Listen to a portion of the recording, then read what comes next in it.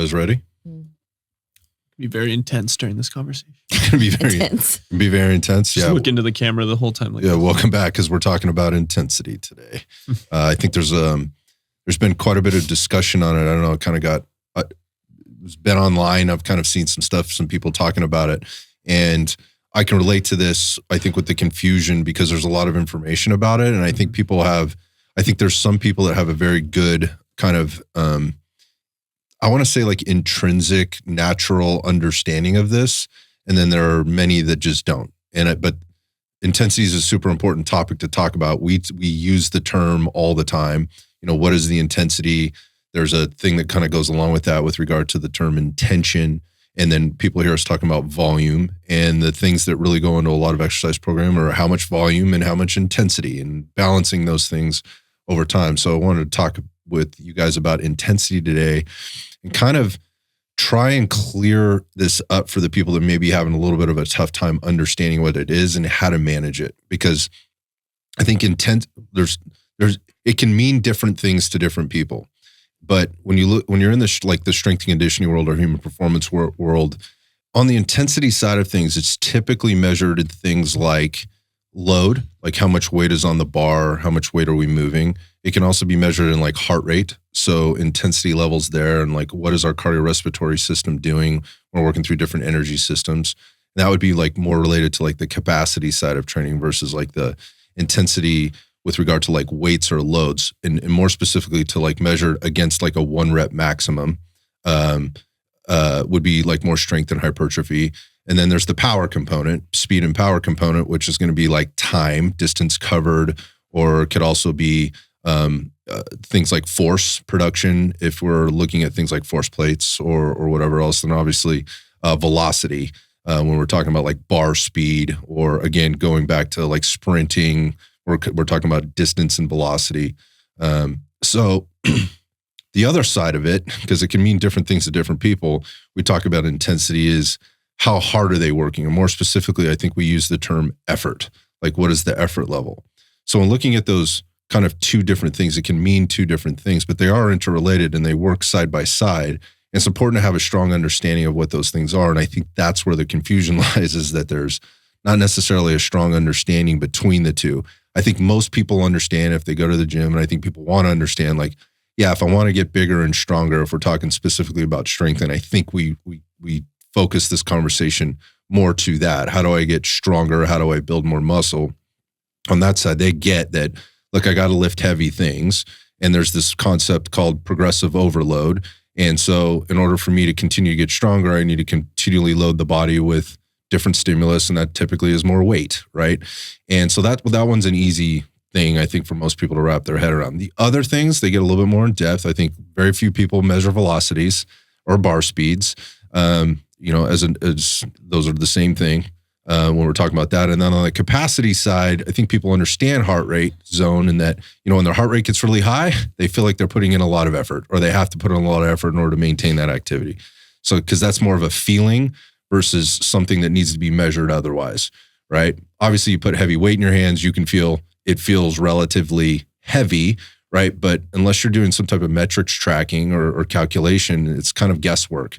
And if we're working in guesswork, when it comes to the term intensity or effort level, then we could be leaving some thhere on the table. And I think people leave gains on the table there quite frequently, because they can't make this relationship happen for themselves. We see it all the time out here on the floor with our clients that, just want to get through the workout.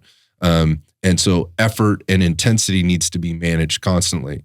And some programming does a really good job of trying to communicate that to their athlete or to their client if they're doing that stuff on their own. And then obviously, if you're a coach and you're in front of somebody all the time, that is the thing those are the things that you were mentioning or managing constantly.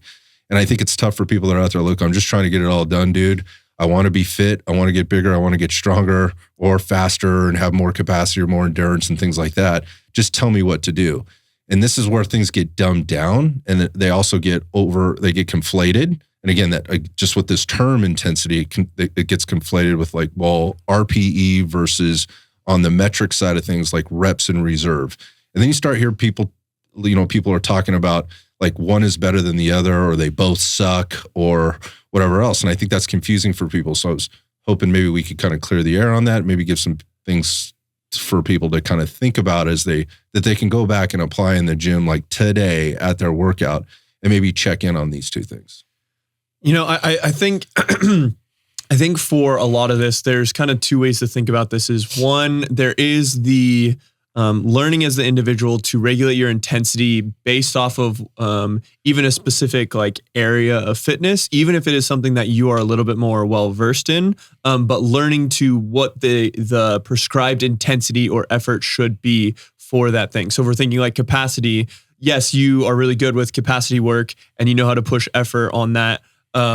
But maybe that it's prescribed to work at the zone 5 for this thing, and how to regulate the intensity to zone 5 versus you're in your zone 2 work, where kind of that, if we're defining more as the effort, is can you maintain this lower intensity, but for that given long duration? And that's where the effort goes into. But I think also it kind of goes for, I think where a lot of people really struggle with this is I do think there is more of it feels like there's a little bit more of a come up for people wanting to have a more well-versed training you mean protocols. Just more well-rounded training program? Yes, more well-rounded training program. Where hybrid with things, right? And I do think there is still camps. There's the person who's like, I'm a power lifter, I power lift year round. Of course. I'm a runner, I run year round, and that's all I mainly do. Or I'm a bodybuilder, hypertrophy, that's all I care about, getting big. There are still those camps, which that's where I think that conversation of what's the intensity of this specific, and we'll talk a lot about the variables around the effort and how you control them so you actually are increasing and have a progressive stimulus. But I think when you switch from one form of fitness that you're not super comfortable in, and how do you regulate your effort and intensity based off of the goal of the exercises. So if you're in a block, let's say you're, again, the person who's trying to be more well-rounded, of what is the managing my intensities or effort around pushing maximal load look like versus what does my effort or intensity round of pushing max velocity look like? That's going to look different. That's going to feel different. That's going to be a different way to define an RPE 8. So an RPE 8 for a power exercise, which that's a little bit more rare to do, but that managing that intensity is going to look different than an RPE 8 for your maximal load. And it's, again, if you're trying to get your cardio in on the side, I want you to have, a run for 30 minutes at an RPE 7. What does an RPE 7 really mean, really mean and feel for that? And that's where I think like when the variables around these different domains or attributes of fitness or performance aren't purely, I think they're not defined for a lot of the average exerciser. And if the variables around it aren't defined, then you can't push the variable of the effort and intensity well, because you're not controlling all these other data points. So there's a lot of randomness, and there's a lot of like, well, I know I should be getting better. And I think the simple thing with lifting is more weight on the bar. That is an example of increasing your effort level. Variable. But there's things that we'll talk about more if like there's mechanical breakdown or range of motion breakdown or rest time changing or things like that, that if those are decreasing as you're trying to increase, then you may actually kind of be a little bit spinning your wheels and actually be at a net neutral in some of your progression. So I think things like that, or the capacity thing, like what is actually working in these heart rate zones look like? What does that actually feel like versus, I'm just getting the work done. Yep. I think a lot of people get the work done, and I think we need to define these variables around it more. Yeah, so I break this down kind of like, are you fitnessing or are you training? Yep. Right. And I don't want to say either is right or wrong or one's good or bad, but I think a lot of people are out there fitnessing, and they probably need to spend a little bit more time training. Yeah. Right. And in training, what we're doing is we're practicing, and we're taking stock of some very specific things, so that as we're training, we know we're getting better. We have some benchmarks that we can work from. And again, going back to like intensity as it relates to load, it's often, the literature will tell you it's based on a 1 rep maximum, and a lot of calculation. There's a lot of charts out there, a lot of good ones, right? And talk to any strength and conditioning coach, and they have all these different formats of how they might manage programming as it relates to the 1 rep max. But that 1 rep max is not necessarily practical for your average exerciser, particularly the ones that are just fitnessing. And I think it should be explored more by those people, right? So if I'm going to be giving you like 80% of your 1 rep max load, if you don't know where that is, you're likely fitnessing. You're kind of just going in again. There's probably some more randomness to your program, and you're probably going more off of the effort level that you're putting in than the loads that you're actually using. I would bet money on that, right? It's like how do I feel today? And I'm feeling good today, so I pick up a little heavier weight, right? And because I feel a little bit better, I'm actually putting in a little bit more effort to getting this done versus, again, I missed a couple meals, like I was up late the other night, I couldn't sleep, whatever the case is. And so that indirectly or directly, can impact your effort level, thereby impacting the intensity of what you're putting into that actual exercise. But I like what you did right there in terms of breaking it down to the variables are different based on what the focus or the intention of this particular part of the workout or this block that I'm working in. It's like desired stimulus. Yeah. What am I trying to achieve? Mm-hmm. Somebody that's training will have some very, very specific things that they'll be trying to achieve. Somebody that's just fitnessing looks maybe higher level or down the road, like I'm just trying to get bigger, right? Okay, well, how do you do that? Or I'm just trying to get leaner. Okay, how do you do that? What are the constituent parts of what's going to take, or what are you going to need to do in order to get there? And so again, if you're kind of approaching this from a random perspective, and maybe you're experienced and you kind of know, but what you end up drifting to is like what you're comfortable with, what feels good. And that's not necessarily a true representation of what you're capable of.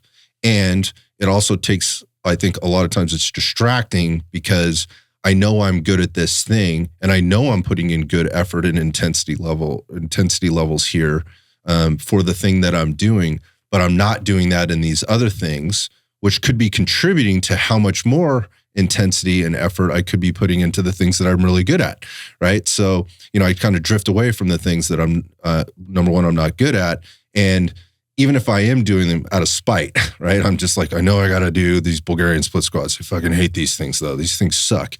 And you go into it that kind of attitude, then I can tell you right now, your intention or intensity or effort level is probably going to be lower than what your actual intensity level with regard to the load that you should be using, the range of motion that you should be moving through, those kind of things, what you can actually get out of that then contributes again back to the thing that you like doing that you're really good at. Yeah, I think all of this though goes back to what is it that you're trying to achieve? Right. What is the goal of your training or your focus for the block or whatever it is that you're doing in whatever discipline that you're focused on. So, I mean, if you're going in with the idea of, I don't want to do these Bulgarian split squats. Well, then why are you doing the Bulgarian split squats? Because if you're doing Bulgarian split squats, then you probably have a rationale as to why you're doing it and then what the intention should be and then what the effort should be with these. And that's what I'm saying.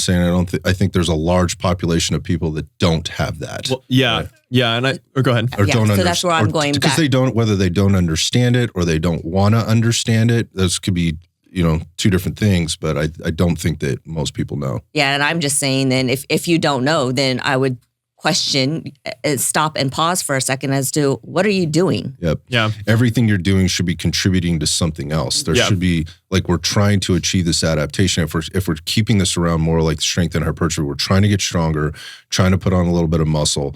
Because we could have an entire podcast on that. We could do a series of podcasts on that, a series of podcasts on what we're doing with speed and power and what we're doing with capacity. But you also have to recognize that all of those things play into the intensity and the effort level. So if you looked up intensity, like you're probably going to see the 1 rep max definition and how things are calculated off of that. But you'll also see this RPE, rate of perceived exertion, for people that may not know what those acronyms are, versus reps and reserve. And the reps and reserve is going to be strictly based on your 1 rep maximum, right? Versus your RPE. And that's very real time, right? Like that is a calculation based on what we know. The RPE, the rate of perceived exertion, is not real time. That's a subjective evaluation of how did I feel doing this? And that leaves a lot of room for a lot of things to come up. And also there's a lot of things that can impact your rate of perceived exertion. We already talked about, like, if you missed a couple meals and you didn't get good sleep, like things could feel really hard today, right? And so what was a RPE of you for you last week at 6 is now at 10 because everything you just feel sluggish. And then we start reaching for weird things like pre-workout and stuff to make that up or whatever. But I don't know if I'm making that point. I want to be really clear about that though, because those are two different things. Yeah. And you're evaluating RPE after it's happened, after you've already done the thing, whatever the thing is, or you're guessing where you may be for today going into the thing that you're going to do. And again, if you don't have that clearly defined, like what exactly am I doing? I'm doing 80% of my 1 rep max. And based on my previous RPEs, right, for that whatever set is, I'm doing a set of 3, right? I'm doing a triple on whatever I'm doing. I will never be able to clearly make sense of that in that particular form or in that particular discipline, or how you define it, but in that particular part of my workout, which is strictly focused for strength and hypertrophy. Yeah, and to go back to that, I think for the individual, whether you're doing your own program, or hopefully, if you are working with a coach, I think hopefully that, we try to do this in our programs, it's communicated the intention of the specific exercise. And I do think there is an overarching goal of a block. But even like in Fit for Action, like there is a more primary focus in the block, but there is still different focuses within the specific days, within the specific parts of the workout, and within the specific exercises. And that kind of helps me define too. I think a lot of people, we've talked a lot about, you should really start to view things of what is the adaptation or what is the stimulus that this thing is trying to give me.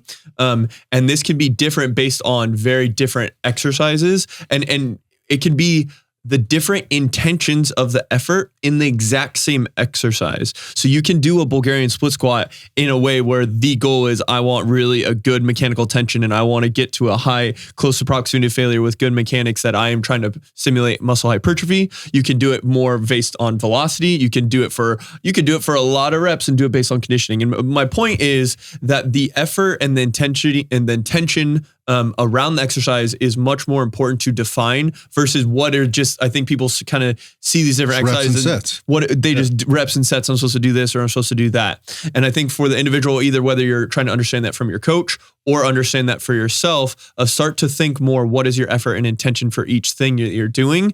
And that can be very different that'll help you find the next step of what is the driver, what is the intensity or the effort thing, the variable that you are trying to progress. And that's very deeply related to RPE and our reps in reserve. And I think those are really, really tied to, especially like if the goal is muscle hypertrophy, like reps in reserves is very, very important to be able to understand what that feels like. But I think to kind of get into next of, regardless of all these, whatever the main driving variable that you're trying to progress, controlling the other variables around it is what's really, really important. Can you be specific? So an example, like if we're talking about muscle hypertrophy, right? And we know the kind of the two main drivers for muscle hypertrophy at this point are mechanical tension and proximity to failure. And how are those intertied together? Yeah. Right? And so I'm just going to pause you right there for a second, because there's just been a lot of talk about this. There's a lot of research. I think it's very confusing to people. Yes. Like you don't need to get to, you only need to get close to failure, whatever that means, whether that's high repetition schemes or low repetition schemes, and they produce the same, the same results. That is conflated. Like that, while again, those two factors are the two things that we're measuring, it's the other things that you're about to talk about that make the difference there. Yeah. Right. And there still needs to be a high level of intensity or effort put into getting these things done. It's just not doing the repetitions, right, with the load. Yeah. It's how am I doing those repetitions with that load? And that's not just, I went through a full range of motion. Yeah, but you're leaving some other things off, right? There's some other things that go into that. Yeah, which I think that's a good first thing to look at is excuse me, is the range of motion changing, right? Like you just said. So that variable relatively needs to be controlled. So if you're, the week before you did your bench press and you were going all the way down to your chest with 200 pounds, and then the next week you think you progressed, you went to 215 pounds, but now you're going halfway down to your chest, you're not actually increasing the effort or the intensity or the stimulus of that exercise for the goal. More specifically, the stimulus is much different. It's much different. It's a different stimulus. And that may be the goal. And if you wanted to do an exercise like a floor press, which there's merit to that. But in this context of progressing, you're trying to progress the intensity and the effort to get a good adaptation. If you're reducing one variable like range of motion as you're trying to increase the weight, you're kind of actually, spinning your wheels a little bit there. Another example with something like that, with this primary goal, is the mechanics. If you're shrugging to one side and, you're trying to maintain good mechanics. So you're actually stimulating the muscle you're trying to work, and your shoulders are in a good position. You're nice and stable. You're actually feeling your chest. But now on your last set, you're all over the place. You're moving really, your shoulders are moving all over the place. Writhing around on the bench. You're writhing around. You're kicking your legs up, all these different things. Then you're losing the mechanics. So that's, again, reducing some of the stimulus on that side of things. Another thing that people don't even think about a lot of times with muscle hypertrophy is, what are your rest times? Like, if your rest times one week are 90 seconds and then the next week you're doing 5 minutes, that is a different stimulus. Yeah, right? Very, very different. It's not just that you got the weight and you moved it, even if you moved it with good mechanics and range of motion. So those two variables are controlled. But this third variable is a glaring thing that, you did more weight, but you did it with, almost 3x the rest time now. Now you're not going to get the same stimulus, right? So I think those are, are there other variables around muscle hypertrophy that would be important? I think you mentioned the two major driving factors, right? Mechanical tension, right? It is, and that's what the body senses, right? That's what's going on between the neuromuscular system, right? Is the mechanical tension. And obviously the loads that we're using are super important. So we have to drive to this, because we have to drive to this level of at or near failure. I think you hit them basically, but again, if you're changing the range of motion, you're changing the rest times, or we're just not monitoring these at all, right? Like, and we're just going through the motions. We're just fitnessing, so to speak. We're not being very intentional, is the term that you use there, with every rep. I think one of the things to tie into this is, like, with effort level / intensity, whether you've got 100 pounds on that bench press or 200 pounds on that bench press, the effort needs to be the same every time. Mm-hmm. So that's where I think the confusion is, like, but wait, it's not as heavy, so I don't have to put in as much effort. Wrong. The effort comes with how focused am I being in doing this particular movement, right? So again, if I might have lighter weight on, so going back to the like more reps versus less reps to get to that at or near failure point. Like, if I decide I'm doing 25 reps, or I'm doing 10 reps, those reps need to look and be performed the same, with the same intention, the same intensity. The loads are going to be different, but you need to be putting in this. Everything needs to look the same in order to get that result that we see happening in the quote unquote research that's out there. And I think so it's not just like moving the bar through space just to get the repetitions done. No. And there's factors that would limit people on those two different tracks, right? The person's going low reps, higher weight versus lower weight, higher reps. And that those things play into going back into those other components, like, well, what kind of capacity do you have to maintain this? Like, from an energy system perspective, right? Like, it may be that I can take a client through 3 sets of 25. Well, that's going to take us a little bit longer to get through, right? So what do I have to take off the table in terms of the total work, the total exercise selection that I with all the things that I need to get done for them or want to get done for them in 2 or 3 times per week, so to speak. Or maybe they are working out 5 days a week, right? And now we're going really high volume. And how does that impact them, right? Can they maintain that intention and that intensity for 25 total repetitions without gassing out, right? Without losing their mental focus, right? Do they have the intestinal fortitude and the mental grit, right? To get through that with that type of intention and intensity, so that my last 10 reps, right, feel as the RPE on that feels the same as the last 2 reps on my set of 10, so to speak.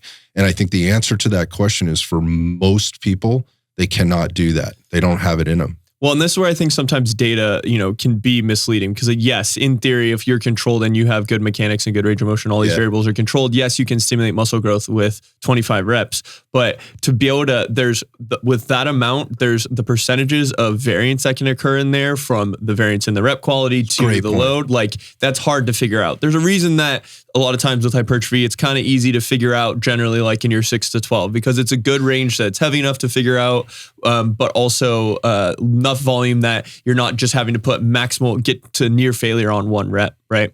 And I think another thing to define, when we're going back to RPE, is for you to really start to feel what RPE is, even if you're, it's good to have a rep range that your goal is in a block, but if you're trying to be stuck on, I'm trying to hit a 3x10 and you are trying to hit that with an RPE 8, right? But you don't ever actually perceive what failure feels like with maintaining good mechanics and good range of motion in the same rest times, you're not going to be able to actually regulate what your RPE 8 is. So I think that's also for a lot of people is learning to like a little bit over test the waters or overreach a little bit and know like, hey, okay, I actually worked up to 80 pounds and I could only get 8. And that's where I felt like was near my failure. So maybe my RPE 8 is actually 80 pounds for whatever 7, right? Based off of my exertion. I need to sometimes feel what that feels like so that now in this rest of this progressive block, now I can try to figure out what working at actual RPE 8 is at that load. But if I just stop at I got my 3x10 check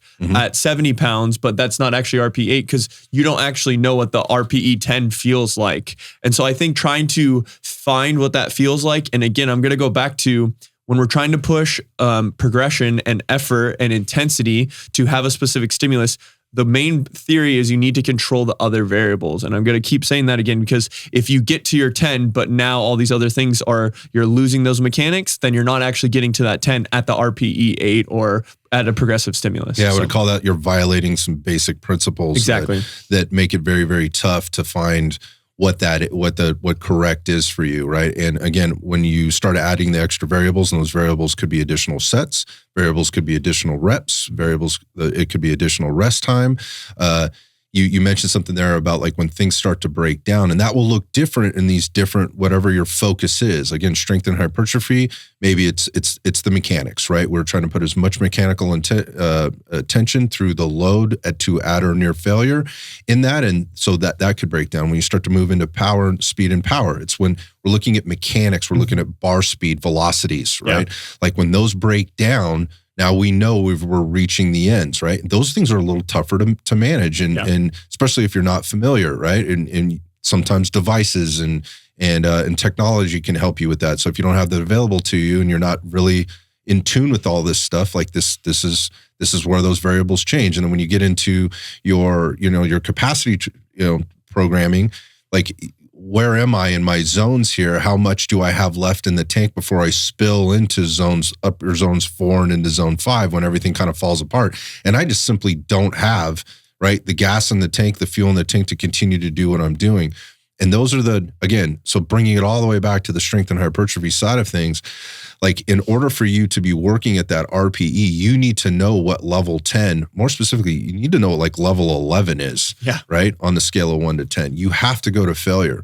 And I think this is a real challenge for people that are kind of like in the beginning stages in their first 1 to 2 years as they're figuring things out, because they're getting some pretty, if you're being consistent, right? Even if you're not paying attention to any of this stuff and you're just going in and lifting heavy stuff, you're probably seeing a fairly good result, right? I'm putting on some muscle. I'm getting stronger. My capacity is starting to build a little bit here. Like I can handle more, right? That's just, and again, going back to your like 6 to 12 range, like we use that because we know it works, and it allows us to get the volume of all these other things that we want to get done, right? Make sure we get our arms, make sure we get our calves, our abs, all that stuff done, right? In that 1 to, that 60 to 90 minute workout or whatever. Like that's just it's a good formula, and we know it works as so long as it's continually being progressed, right? And again, we're managing these variables. So I think testing it is important. And that I think is really tough for people because again, when you're testing something, you need to be paying attention to all of the variables. And you mentioned something off air before we started, and that was, if you're not familiar with this, you're kind of getting into like, you're trying to build that muscle and you're trying to build that strength. And you've got a program sitting in front of you and it's got the 3x8 or the 3x10, type of rep and set schemes that 90% of programs have. Again, that is a good rep and set scheme if managed well for that type of result or adaptation. Mm-hmm. However, it'll work until it doesn't, right? And it's not the program that's not working. It's not the rep and set scheme that's not working. It's how it's being applied, right? How are you applying the thing inside that rep and set scheme. And so I think for some people it would be advantageous for them, going back to your overreaching, to get out of that for a minute, right? And go to something like, well, I'm going to see how many reps I can do in a 3 rep maximum, right? So you're not pushing the 1 rep maximum load. I like 3 rep maxes because I think people can get their head around it, right? They're like, okay, well, I know this is heavier, right? And I'm going to put something on there that I can maybe get 3 with. And maybe they overreached a little bit. They got 1, like, all right, that was a little bit heavy, but that gets you closer, right? You're getting a little closer. Or they put a little bit more weight on, they got 3, like, oh, well, I have more than that left in there. And so they put a little bit more on. They put some change plates on the bar, right? And they get under that bar again, and they do it again, and they get to 3 again, like, oh, well, I have a little bit more, right? Mm-hmm. And so my point is you have to figure that out till you get to the point where it's like, okay, that isn't moving. Like I don't have that in me, or my 3 rep max, I was only able to get 1. Well, now you maybe need to peel a little bit off. That takes time and patience, and it can't be done every week, right? So, but I think occasionally you put this in there to test yourself. And for some people, and I'll say this to coaches out there, we have clients that come in that have been working out in other places or doing other things, and they're frustrated because they're not getting the gains, or they've been on their own with their own program. And they come in and we're looking at them, we're going, okay, this is how I usually approach that person. Like, they've been working out typically, they kind of know the thing, right? So if I'm going out maybe like with an initial session, I go, hey, we're on this particular, and I'm just kind of seeing what they can do, right? So, I'm not maxing them out. I give them the opportunity to pick what they think they can do 8 to 10 repetitions with. So they go over to again, let's go back to like a dumbbell chest press, something pretty simple. Most people have probably done that one. I'm not putting them under a barbell and asking them to do with the squat, because most people don't do those. Some of them do, or they think they are, and it's not really, but the chest press is a little bit more manageable. Let's just put it that way. So I send them over to the dumbbell rack. I go, you pick what you think you can do like 8 to 10 with. And they go over there and they pick something up, and that'll give me a good indication of kind of where their confidence is and where they think their strength is. And then we watch that happen. I'm like, okay. And so now I have kind of a reference point, a starting point, rather than getting them into something where we're doing something totally light, right? And we're coaching all the mechanics, and we're trying to like, here's where your elbows need to come down to, and here's the range of motion that shoulder needs to be. And this is how you get the dumbbells up. And we're giving them all this instruction. Let me just see what you're doing, right? Or what you think you can do. And that's a really good reference point for me to go like, okay, is that what you've been using? Yeah, that's what I've been using for my 3 sets of 10. And you're looking at it going, okay, well, how hard was that for you on a scale of 1 to 10? Oh, I don't know, like a 7. You already know they're way off. Mm-hmm. They're way off base in terms of their RPE. They just did 3 sets of 10 with that. And you're going, no, that was not a 7, right? In their mind, it is though. And that's the challenge that we have to overcome. So then you have to show them, right, that they do have more. They can access more. It's there. And I'm not going to give them a 3 rep max on that first day, but I'm certainly going to challenge them fairly quickly. And if people did that more for themselves, in terms of, okay, like occasionally I'm going to pick up something that is way heavier than what I'm using, and I'm going to try to just get 1, right, or 2 or 3. Again, I like the 3 because it's a little bit of a, I hesitate to say it's a little bit of a safer zone, right? You give people, you're matching the confidence thing a little bit up with the ability thing, and you allow them to kind of push through it. And now we have a much closer reference point to what we probably should be giving them for their 3 sets of 8 or 10, if that's what we're going to be giving them in the future. And something that's kind of similar to that I like to do sometimes is whenever it's their last set, especially if it's an exercise we're kind of still figuring out for them, their last set at whatever given weight that they think they're working with, I'll have them go to failure. I say, give me as many reps as you can. And obviously, again, I'm watching all the variables we talked about, mechanics and all that. And I think about, there's a group class client that we've trained, that we all have trained, and he is he'll hit like, okay, this is my 8s.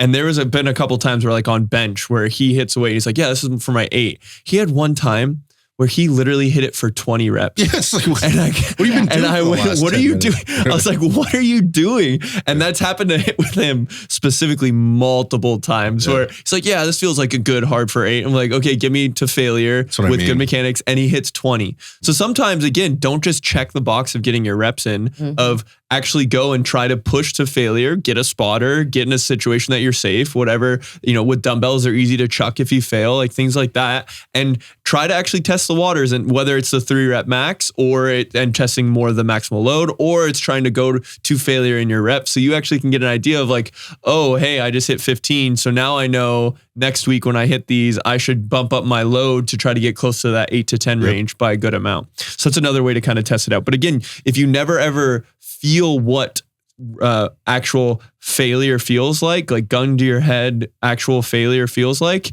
you're not going to be able to base your RPE. You have no reference for that. So. Yeah. So going back, so that gets you closer to again, that's not your 1-rep max, but it gets you closer to assessing where your loads need to be from a percentage, right, perspective to start to work from. And then that gets us closer to maybe being able to maybe ultimately perform a 1-rep maximum. And I don't think that that's a bad thing to do with your clients, right? As long as you've had some time with them and you started to build into this to really test them out, and or go to like a 3-rep max if that's what you're going to do, and we'll call it would be like a triple, right? And I think you said this off air too. Like let's say we're doing a deadlift and we're gonna call it a 3-rep max, but I want you to treat this as if you're doing a triple, right? And so like 3 singles. 3 singles, right? So maximal effort for every rep. Maximal effort for each rep. So that bar has to come up, has to go down, and you might have to kind of reset to pull it again, which means you have to, what you're doing is you're focusing on that exertion, like make sure I'm set up. So I have to pull this really heavy thing again off the floor. And so again, what you're doing is you're ramping up the intensity, right? Or the effort level, specifically with whatever the load is that's on the floor, that's again defined by total load, right? And that gives it can really build confidence for people, going back to like what you said about like, hey, on the last set I want you to get as many as you can with that. You think you've been working hard, let's see how hard you've really been working to make those connection points.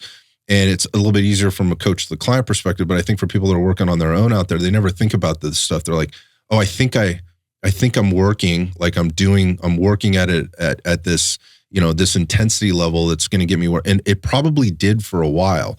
But what I see people do when we're out traveling, we go to gyms or whatever, and I see people like they start with something and they kind of put it down, and you can see the thought process going through their head like, oh, I probably could have done more. So then they move up another 5 pounds on that dumbbell chest press for the next set. And then they put that down, they got it up, and they're like, oh yeah, I feel pretty good today, right?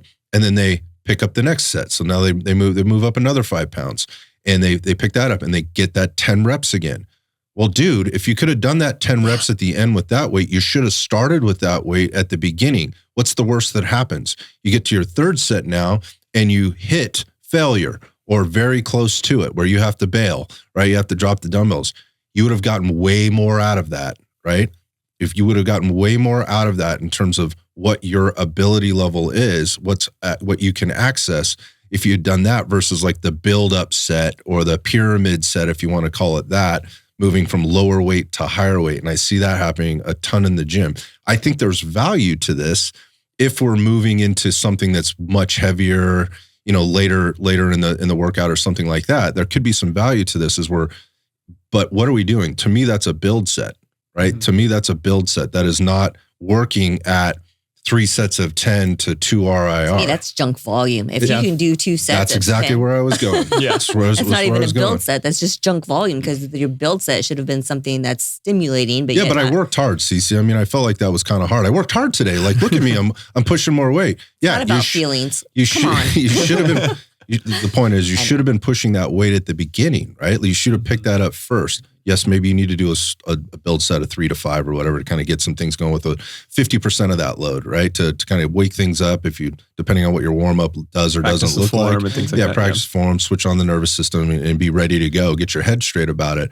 But that's like if you just did, so that was 20 reps you did and then you did those last 8 because you went to failure on the 8. Like how many 2 or at near failure reps or sets and reps did you actually do? Very few. I don't know if you can even math that out, but it's not what you could have done. And that's the point. With all the effort that you're putting in, right, to this, and as good as you feel, like use that confidence, use what you just learned, right, to adjust your workout the next time. Yeah. It's track what you're fucking doing. Track what you're fucking doing. And that's what I do for a lot of newer clients as someone's kind of figuring out how to be intense, figuring out how to technique and form and all these different things. A lot of times with them, I will do pyramid sets because it kind of gives you the confidence and it lets you like, oh, okay, oh, I didn't know I could do 30s. Oh, I didn't know I could do 40s. And I let them build up to that. But once I get them into a good routine and they're a little bit more confident in themselves, I think there is a lot of merit for controlling these variables of getting to straight sets where you are trying to hitting the goal of the 3x10 at a specific load at 90 pounds or whatever for the dumbbell chest press. But then you could make the argument too on that is if you're really trying to hit RPE 8 for a 3x10, you really shouldn't, and with the same load, you probably shouldn't get 10 reps on every single set. I agree. Right? Because if an RPE 10 on the first set, now there's going to be some accumulation of fatigue. If you're still hitting 10 on the last set, then that first 10 wasn't really an RPE 8, or that last set was failure, wasn't an RPE 8. You should see almost like a descending, you're trying to push in that instance, you're maintaining the intensity as far as the load, but maybe the volume is actually kind of regressing because you push to a higher intensity on the first set. So that's kind of the argument there. Yeah, here's another way to handle this too. So for people to think about this, like, man, that's a lot. Like, I'm not really sure. Okay, well, here's a way to do this. So take if we're working on percentages and you kind of have a good idea of kind of like where your limit is, then start with that limit and drop the total reps. You can take the volume down a little bit. And so for the next couple of weeks, here's maybe how you put this together. So you take your load, whatever, and you do like 80% of that, right? Or 80% of what you think your 1 rep max is. So you could even go as high as 85%. So it's going to, on an effort level, it should feel pretty heavy. Yeah. Right. And let's say the first week you did like, let's say 4 sets of 3. Right. So we're going to keep the sets the same the next week. And we're going to keep the reps the same the next week. And we're going to keep the load the same the next week. We're going to add extra repetitions. Yeah. So in the first week we did 3 reps. The second week we're going to do 4 reps. The third week we're going to do 5 reps, right? And so on and so forth. You could continue to build. So now you are increasing your volume, right? You're using the same intensity, that is the weight that's on the bar, but now you're going to have to put additional effort in to moving that weight more. Now, if you could have done, here's the point, or here's the really important part. If you could have done 4 to 5 reps in that first week with that weight, you're not working, you don't have the right working load there. But that's a way to kind of reverse engineer this to where you could be like, I'm not really sure, man, but I hear what you're saying about like really testing myself. Like, test yourself, and if you accomplish that test and it looked good, then push yourself a little harder the next week. Not by putting more weight on the bar, but by trying to do additional reps with that same weight, right? If you're kind of head spun around, man, I picked up those 85s before, and they're just way heavier than those 80s, or whatever the load is, or however much is on that bar. And so you can kind of reverse engineer. You're going to back it up a little bit and go, all right, well, maybe I'll just use the same load, but each week I'm going to try to add a few extra repetitions, right? Or an extra set again, which would equate to more repetitions. So I'm adding volume using the same intensity, that is the weight that's on the bar, but I have to put more effort into getting all the work done. Yeah. And I think that kind of goes back to like, pick variables you're going to control, pick one variable you're going to progress with. And that kind of shows that you're in theory pushing, not in theory, in actual, you're seeing that application. There we go. You are pushing a variable, you are pushing your effort, you are increasing your intensity effort based on, again, on the effort, not defining the load. Very measurable.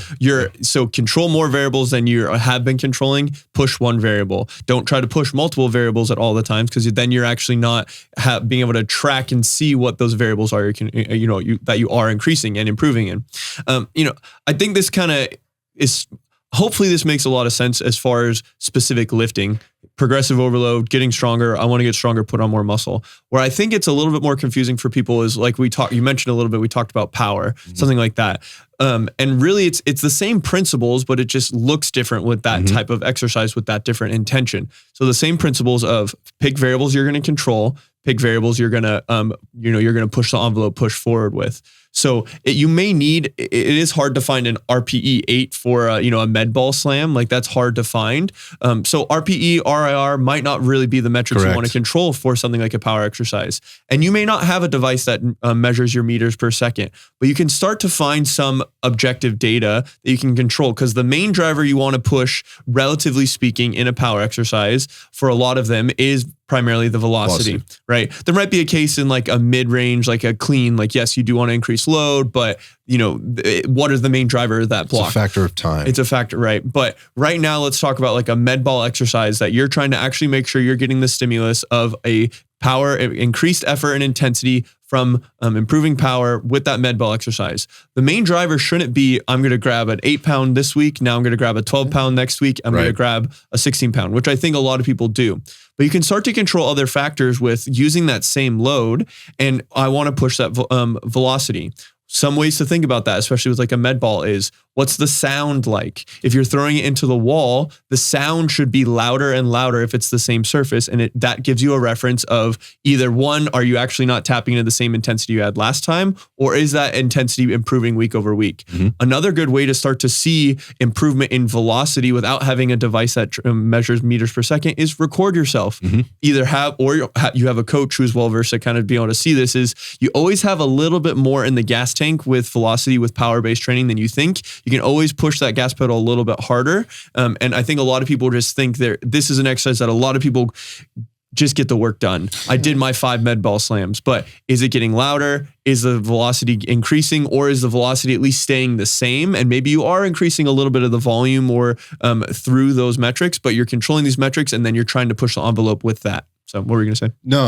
I think it's a really great thing, topic with regard to the velocity piece, because we're talking about increasing velocities when we're talking about moving lighter weight fast, yes. Right? So that's kind of the easiest way to look at it. So you're talking about the med ball, and as a result, it's a little bit self-limiting. You can only start to move so fast before you completely fall apart. Right. Yep. There is a point where the wheels kind of fall off. And when you're watching it on video, right, you kind of know. The other thing thing with like the med ball slams or like a med ball toss to the wall or a rotational toss or something is accuracy. Yep. Right. I was just gonna say, like all of a sudden that ball is getting away from me. Mm-hmm. All right. Well, then you're pushing to that point where your wheels are falling off. Certainly mechanics are starting to break down a little bit, and it's not traveling on the same vector that it was traveling for. That's another good way of looking at it. But I think one of the good things about that, and there's lower risk with that in a lot of cases, not in every case. We're sprinting, things like that.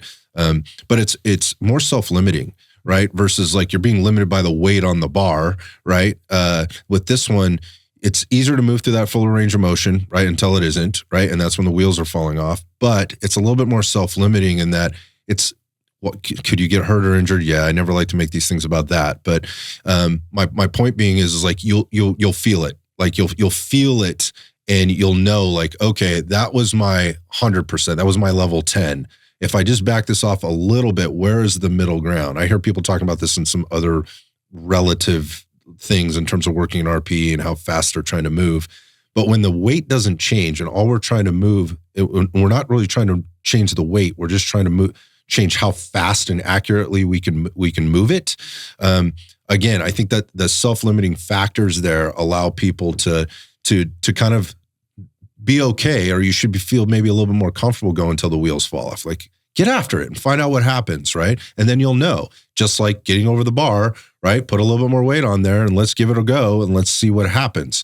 That one's a little bit different because oftentimes there's a little bit more risk involved when we're starting to add loads to movement patterns. So anyway, you hit on a couple of good things. So, and that is just not trying to control, not trying to let, what am I trying to do from an intention perspective today? What am I actually trying to train? In this case, it's speed, right? It's velocity. How fast can I move this thing? And how do I dial that back up or down? And now I know next time what I need to work on. And that's the important thing. Because again, going back to, am I fitnessing or am I training? Now I know what to come back and practice the next time. Mm-hmm. And when that becomes repeatable and durable and consistent, then I can change the weight of the ball from the 8-pound ball to the 10-pound ball, not the 8-pound ball to the 20-pound ball, which is what I see a lot of people doing. It's like it's an ego thing or whatever, like weight. I need to add more weight. I need to add more load to this. Yeah. And then they that's not the focus when we're practicing the speed and power components. With more speed and more power, you could potentially move more weight. But if you can't do that with a lighter load, you have no business adding more load, and the incremental load increases that you make are going to be very small on the speed and power side of things. Yeah. And, that was very specific with things like a med ball. But even with your intention, like we talked about, specific exercises can just have different intention. If you're trying to, in that block or in that, what you're trying to do is trying to move a little bit more athletically and be explosive, even for the intention with your bench press might be to the up phase of that movement, might be to increase velocity. And whether, again, whatever metrics you're using, whether it's, videoing yourself, things like that, obviously you're not going to be able to hear the sound of necessarily with the bench, but you may increase loads slowly over a week with the intention of max velocity, max output on the up phase, on the concentric. But if you start to increase the load so much that now the velocity is going down, that is not stimulating the thing you want. So even if your intention, like, hey, I'm an athlete, I play basketball on the weekends, I want to try to be a little bit more athletic and move well, be a little bit more explosive there, you can have the different intention of being very explosive in things like your bench press. But the goal for that is not getting the max amount of load. You can increase load week to week, but you want to keep that velocity up, specifically on the concentric, on the pushing phase. But yeah, very good points there. And I think, again, that's the speed and power place is where a lot of the confusion lies. It feels very foreign for a lot of people. It feels a lot of foreign because it's just not something that I don't think winds up in a lot of programs because there's complexity to it. Yep. Again, there's some of the things that we're talking about, you might need to be and move a little bit more athletically. Yeah. And again, like sprinting being like the ultimate expression of speed and power, right? Like a lot of mechanics. There's a lot of mechanics. There's a lot of things there, and most people don't sprint, for very long in their life before they never sprint again. So trying to do this again, there's some things you might need to work on before that happens. But there's these little components you can put in to help you start to move a little bit better. Again, increase the power availability that you have, improve the mechanics that you have, improve, more importantly, the strength that you have in order to support all of that stuff so that you can start to build into that. If we moved it over to like the capacity side of things, it changes again, right? And there's a lot of different ways you can measure that. But again, a lot of this is people are working like off breathing rates, right? Respiratory rates and heart rates. That's an easy way and very measurable. And just about everybody has a device strapped to their body now that can kind of measure that. And this one we've talked about this one before. We specifically talked about building capacity a few podcasts ago and a couple of different podcasts for that matter. But heart rate and breathing rate's an easy way or a really kind of tried and true way to kind of figure out where you're at. However, what happens when we start working at the, in the capacity stuff, it's like, how fast can I go? And we're just like, here's the workout, here's the reps and sets I need to get through, and I'm just trying to get through it, right? Versus like, again, managing some variables. How am I getting through it? Man, there's lots of different variables, and I think for this one, and I think it is good to define. We had that whole episode on zones, like what is the zone, right? So if you're in zone 2, if I'm trying to increase my effort level or intensity for my zone 2 work, one of the main drivers for that is going to be increasing your volume week to week while maintaining that within that zone. So that's going to be the variable. Again, you're controlling the variables. I'm trying to maintain a similar heart rate. I'm trying to maintain that pacing, right? Maybe my mile pacing for this if I'm going out running, but I'm trying to increase the total volume that I'm handling. And that's the effort or the intensity that you're increasing in that kind of zone, in zone 2. Where if you're up more in the zone 4, 5, it may be like you're trying to increase the output that you can reach at a specific heart rate zone, or you're trying to see how high you can spike your heart rate and recover down from that. And these are variables that you're controlling and that kind of thing. So it varies. It's not just here's the variables for all the capacity work. It's what's the intention that you're trying to improve for that specific zone. And this is a big one that, again, it's very convoluted, right? Yeah. So, you're trying to maintain your new mile pace, or I'm thinking of the runner of like that mile pace that you're trying to do, but you're trying to maintain that at a lower heart rate zone. So can I maintain this pace, but continue to see my increased, almost less effort at that higher pace and see my heart rate continue to decrease to maintain that same effort? Or we talked about lactate threshold testing. Can you improve what your lactate threshold is without dipping over through that and kind of bonking from your threshold? That's a variable you can control. Again, you're trying to control the other variables, whether it's, again, I'm controlling heart rate, I'm going to increase volume. Or now I'm controlling the volume, I'm trying to increase outputs. I'm trying to, things like that. So, yeah, I think in wrapping it all up, I think you did actually a really good job of just kind of outlining the basic high level stuff that we need to be thinking about. And there's the concept of individuality here, and that everybody has a different reason for doing the things that they're doing. I just look at it this way as like, if you're going to put all this effort into it, like I would sure like to know that the efforts that I'm putting in, I don't just like feel, but I know, right? Because I think there's a big misconception there. Like I'm lean, so I'm fit, right? I'm muscular, so I'm fit. Like, how are you defining fitness? I think this is where things get weird. Like people define fitness as like, how much can you deadlift? How much can you squat? How much you bench, bro? How much can you bench? How far can you run, right? How fast can you run, right?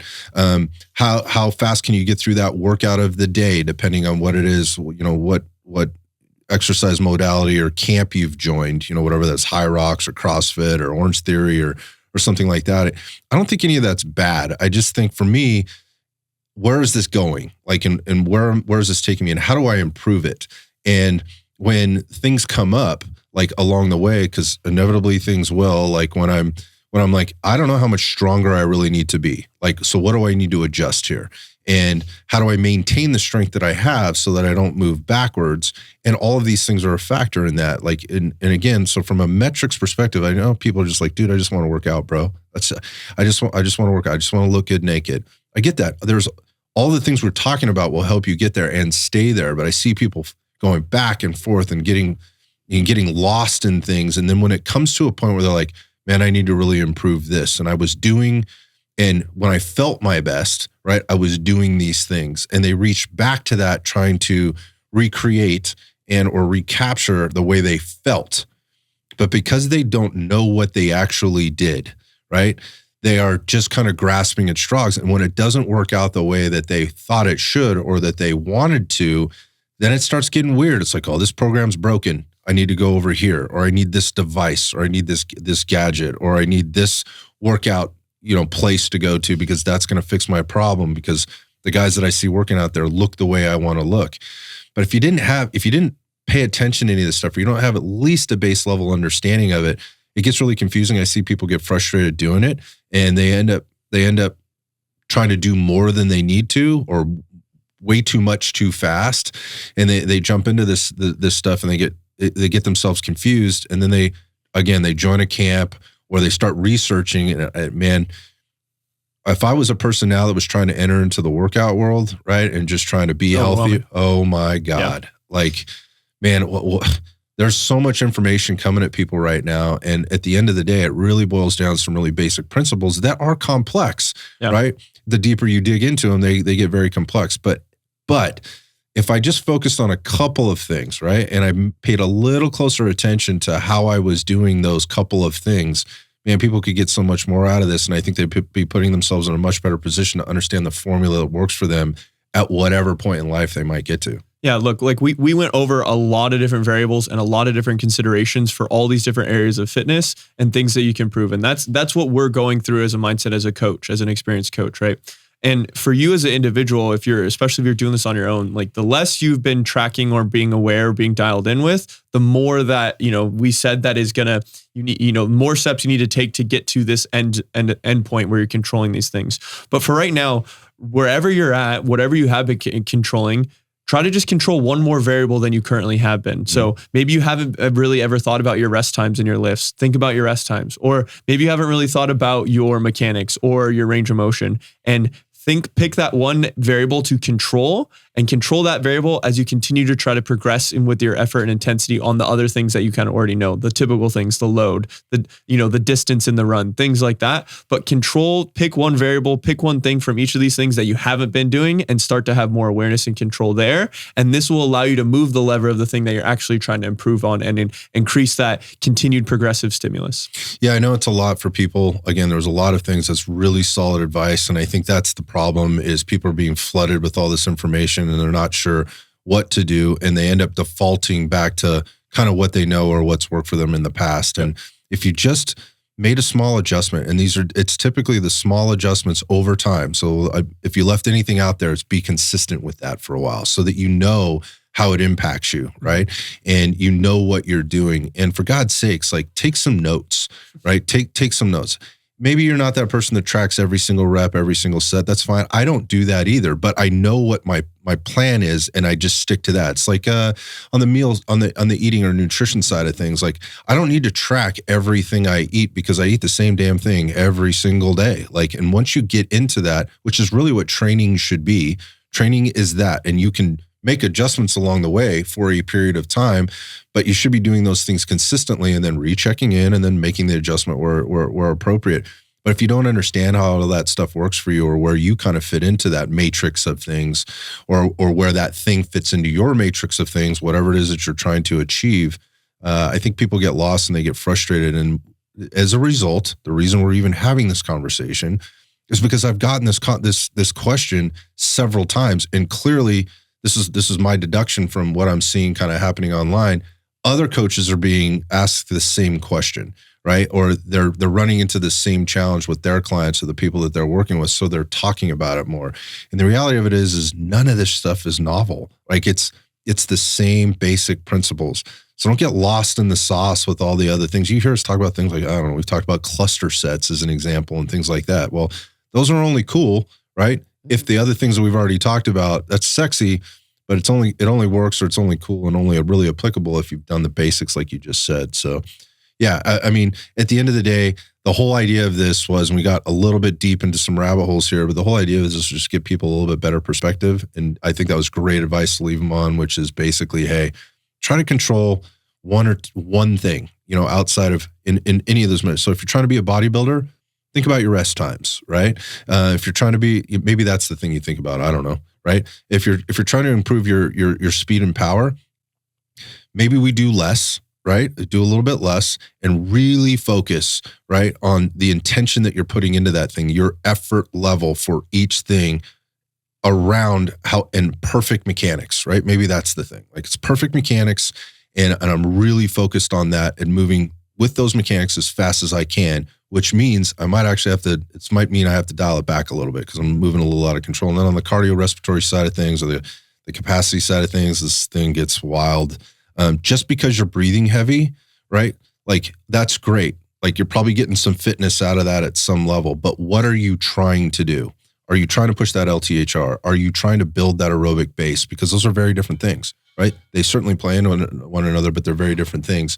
And it's not hard, right? It is not hard to do if you put a little bit of time and effort into it and be consistent with it over time. And again, I'm always, it's funny. You're just saying it out on the floor, like when that moment arrives, when you recognize you've done some things, as little as you had to do to get like this result, right? All of a sudden this thing shows up for you and you're like, oh, like there's this epiphany or this light bulb goes on. You're like, oh, now I know. And now I can adjust, whether it's the load on the bar, right? The speed at which I'm working, the exercise at which I'm doing, how hard I'm, working on my zone 2 stuff versus how hard I'm working on my zone 4 or 5 stuff. When those light bulbs go on, and it's just like, there's this whole new world opens up to you in terms of where you can make adjustments in other places. And you'll see your fitness go up. You'll see your body fat go down, right? You'll see your strength go up, all those things. And ultimately fat comes off and all those things if you dial in these super fundamental things. So I appreciate you guys doing that. Like, I thought this might go a couple of different directions today, and it really stayed pretty focused. Hopefully people got something out of it. If you guys have questions on it, or you need some clarity on how to handle this in your own workouts or whatever, we're always open for conversation on this. DM us, hit us on Instagram at red.fitness. You can hit me on Iron Sights.